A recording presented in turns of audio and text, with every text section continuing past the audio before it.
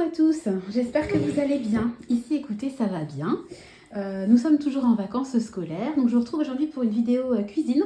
Bon, j'en fais pas forcément régulièrement, mais j'ai voulu partager cette recette avec vous. Une recette de gougère, donc on va faire ça ensemble.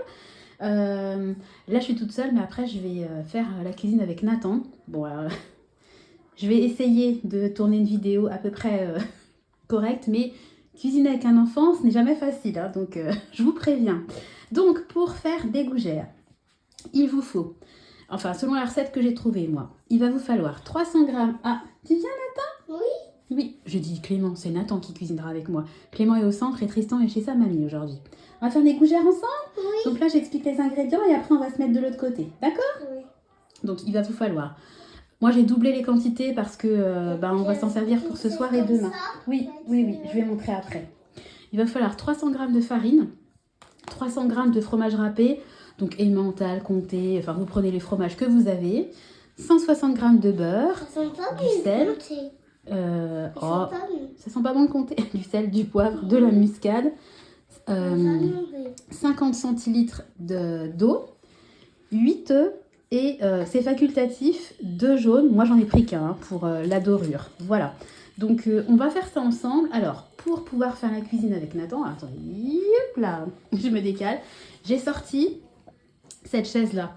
En fait, je vous explique, c'est une chaise d'apprentissage. Donc, ça coûte hyper cher si vous les achetez. Comment est-ce que je peux me mettre? Je vais essayer de me décaler. Voilà.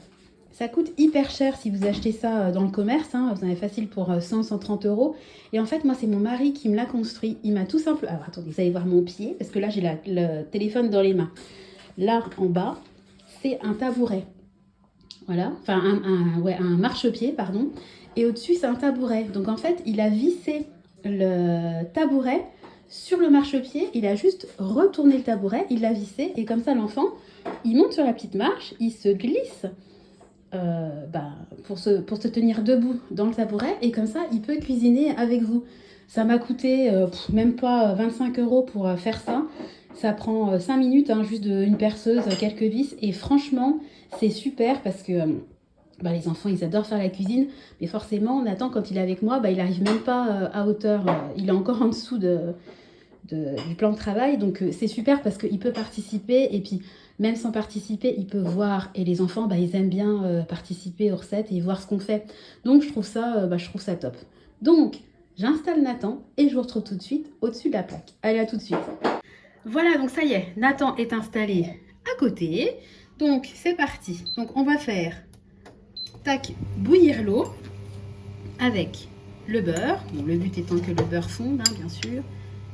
Merci Nathan, c'est bon, merci. J'aurais dû le couper en morceaux, mais enfin ça revient au même, il va bien finir par fondre. Et ensuite il faut 2 cuillères à café de sel. Donc moi je vais mettre une grosse cuillère de sel. Allez, tu regardes Nathan? Oui.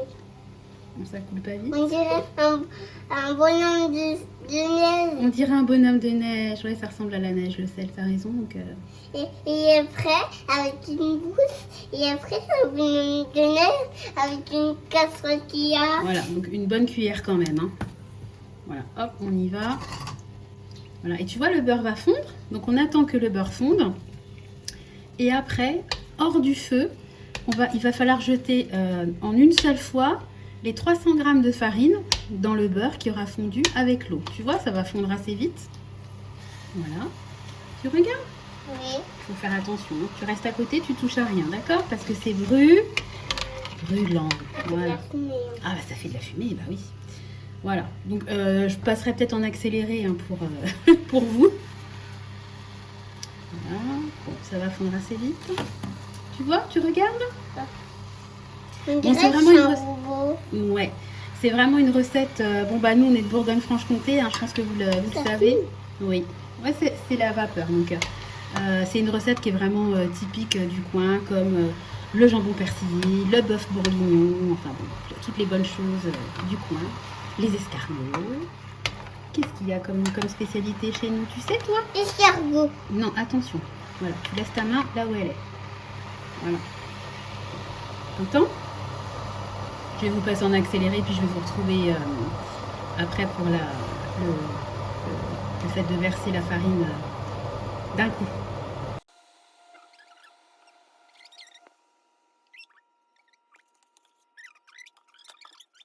grosse cuillère en bois. Tiens, tu me la donnes, la grosse cuillère en bois? Là. Merci. Et on y va.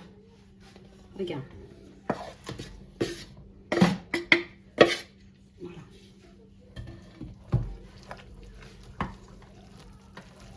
Donc là, on mélange.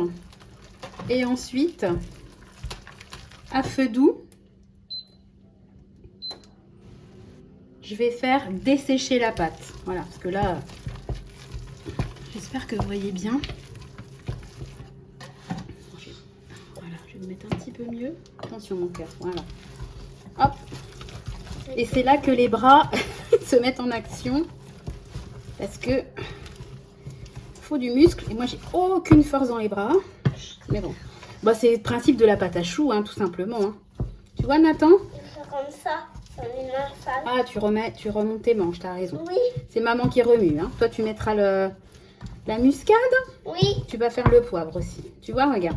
C'est en train de dessécher tranquillement. Mais il faut pas prendre le poivre piquant, sinon ça va piquer les yeux. Ah, le poivre, ça pique les yeux. Il faut faire très attention avec le poivre, t'as raison. Hein? C'est comme de la purée. Oui, ça ressemble à de la purée, t'as raison. Voilà, tu vois, là, ça commence à se détacher des bords. Ah. Tu vois, donc normalement, ils disent 1 minute. Écoutez, oh, punaise, les bras.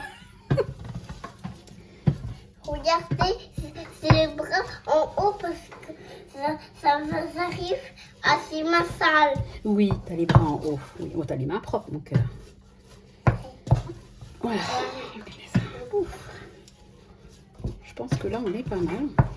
Il est pas mal. On est pas mal, hein. Donc après, on va repasser sur la table, tranquille, et on va ajouter les œufs, enfin tout le reste de la recette. Voilà, donc là, je pense que c'est pas mal parce que, vous voyez, la pâte, elle se décolle bien. Ça forme une boule, ça colle plus sur les... Voilà, donc là, je pense que c'est pas mal. Donc, on arrête le feu, et puis je vous retrouve sur la table. Allez, à tout de suite. Ça y est, donc on est arrivé, on est retourné sur la table. Donc ce qu'on va faire, c'est qu'on va mettre les œufs un par un. Je vais prendre un petit récipient, voilà, enfin une assiette, pour déposer les œufs. Voilà, les coquilles. Alors maman, elle va mettre les œufs. On a laissé tiédir un petit peu, hein, pour info. Donc on est censé les mettre un par un. Donc je passerai peut-être en accéléré. Hein. Voilà. C'est la partie qui est un peu longue. Voilà, parce qu'il faut bien que ça s'amalgame. Et en même temps, on va mettre le fromage. Tiens, Nathan, tu peux mettre le fromage dedans? Ah oui. Il est dans les sachets. Oh. Tu prends tout, tu verses dedans. Vas-y. Vas-y. Faut l'ouvrir correctement. Regarde, comme ça. Vas-y, mets dedans. Très bien. Tu tapotes. Très bien. Super. Et tu mets l'autre, le petit.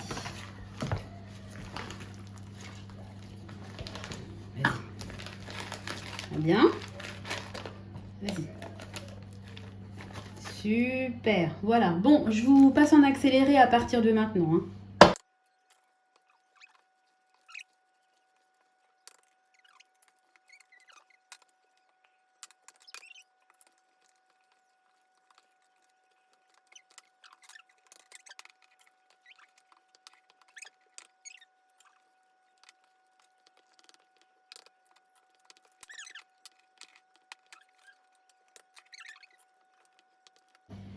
Voilà, donc les petits bras ont travaillé, donc ça vous fait une pâte comme ça, très épaisse, hein, c'est normal.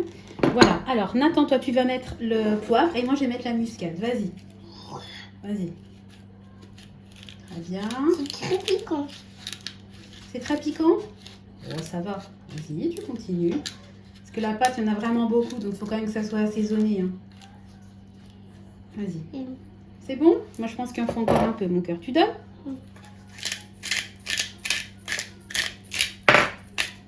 Voilà, tiens, tu peux fermer.